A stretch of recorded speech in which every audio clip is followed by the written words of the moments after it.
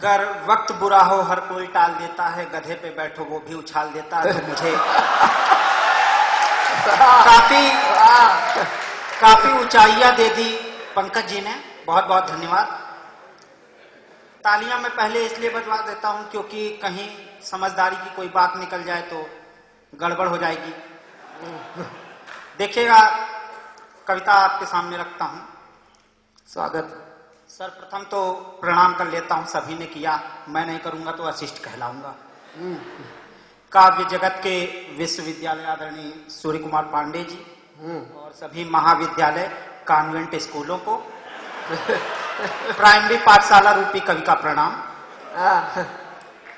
और देखिएगा, आपके सामने एक अवधि की कविता रखता हूं और उसके बाद फिर अपनी औकात पे आता जाता हूं। कविता इस तरह है कि द्याखा तो अंधेर हो गई, द्याखा तो अंधेर हो गई, राजनीति सवा शेर हो गई। द्याखा तो अंधेर हो गई, राजनीति सवा शेर हो गई। और जी का नाम लिखे ना आवे, जी का नाम लिखे ना आवे, वो भी देश चलाई गवा। और टेक टेक कागज पे अंगूठा, राजनीति में छाई गवा। द्याखा तो अंधेर हो गई, राजनीति सवा शेर हो गई। जी का नाम लिखे ना आवे, वो भी देश चलाई गवा। और टेक टेक कागज पे अंगूठा, राजनीति में छाई गवा। और कौनो तो भैंसिन के संगे, कौनो तो भैंसिन के संगे बैठ के चारा खाई गवा। दद्दा हमरे ठीक कहा थे बचवा कलियुग आई गवा। दद्दा हमरे ठीक कहा थे बचवा कलियुग आई गवा। और ईमान भाग के खड़ा हुआ, ईमान भाग के खड़ा हुआ दफ्तर से कोसों दूरे पे। बाबू सब अर्जी फेंक दीन कूड़ा कचरा के घूरे पे। और जौन बचा था उसका भ्रष्टाचार आई के खाई गवा।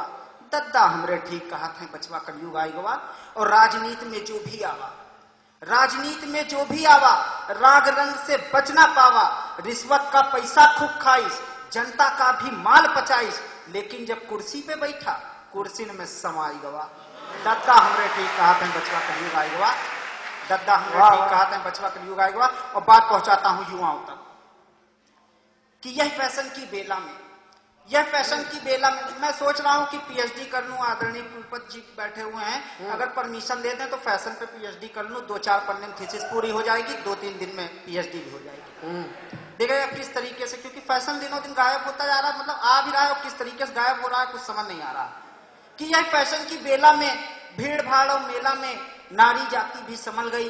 2.5 मीटर की साड़ी 5 मीटर वाली दिखती नहीं ना। कि यह फैशन की बेला में, भीड़ भाड़ और मेला में नारी जाति भी संभल गई। 2.5 मीटर की साड़ी अब 2.5 अंगुल में बदल गई। और लड़की के कपड़े,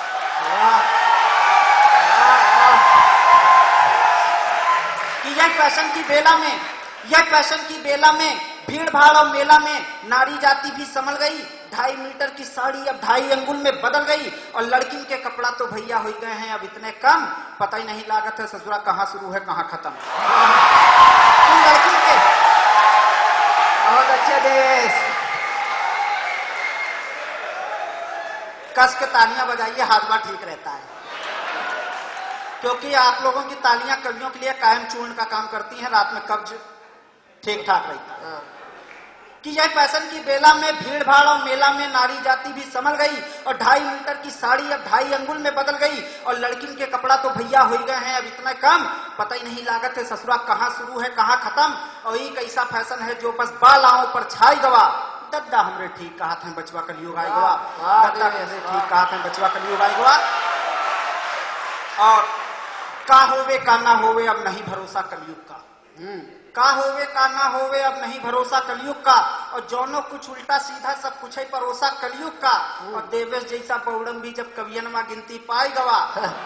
तो दद्दा काहे ना कही है कि बचवा कलयुग आई गवा। तो दद्दा काहे ना कही है कि बचवा कलयुग आई गवा। और हमारे पंकज जी की दाढ़ी आप लोग देखिए, जब महंगाई थी तो ये, मतलब महंगाई जब नहीं थी तो ये एकदम क्लीन शेव रहते थे। थोड़ी बढ़ी तो इन्होंने बड़ी बड़ी दाढ़ी रखी। अब आजकल हमको थोड़ा संतुष्टि रहती है कि महंगाई कम हुई है, मतलब अब ठीक। असल में जो ये दाढ़ी होती है ये भारतीय संस्कृति के उदारीकरण का प्रतीक होती है।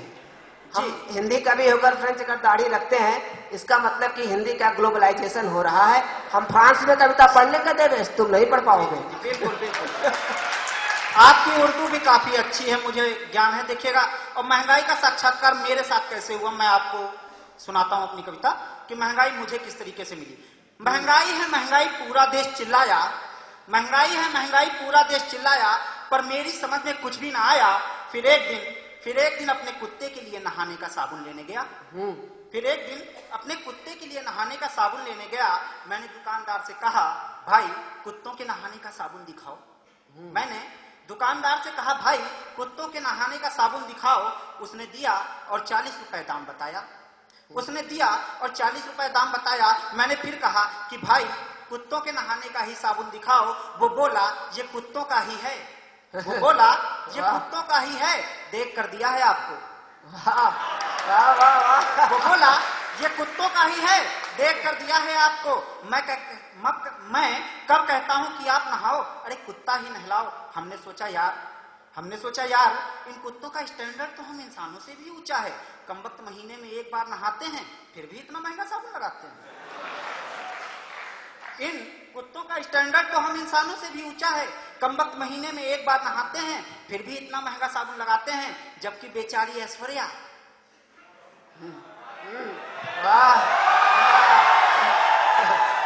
जबकि बेचारी ऐश्वर्या विश्व सुंदरी होकर भी पूरे देश की जनता को नहाकर दिखाती है, फिर भी 10 रुपए का ही साबुन लगाती है।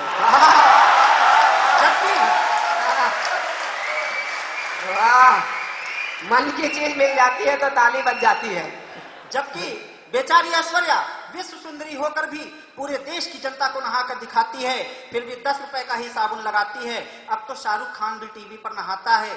अब तो शाहरुख खान भी टीवी पर नहाता है। बाथ टब में घुस लड़कियों से शर्माता है, फिर भी हर कोई 10 में लक्ष्य ही चिल्लाता है। फिर भी हर कोई 10 में लक्ष्य ही चिल्लाता है। अरे ये साबुन है या बोनसाई का पौधा, ससुरा 10 से ऊपर ही नहीं जाता है। हाँ भैया, बढ़िया से खींचना फोटो, कभी फोटो कटी पिटी आनी नहीं चाहिए, मतलब कटी आ जाए पिटी नहीं आनी चाहिए। नहीं, वो वाइल्ड लाइफ फोटोग्राफर है। वो जी, जी। बहुत अच्छे खींचता है। हाँ, वो देख के लगा।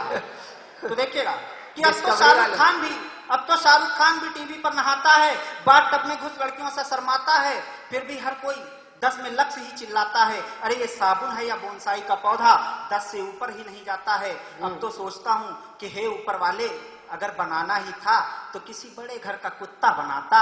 अरे कम से कम महंगे साबुनों से तो नहाता, कम से कम महंगे साबुनों से तो नहाता। और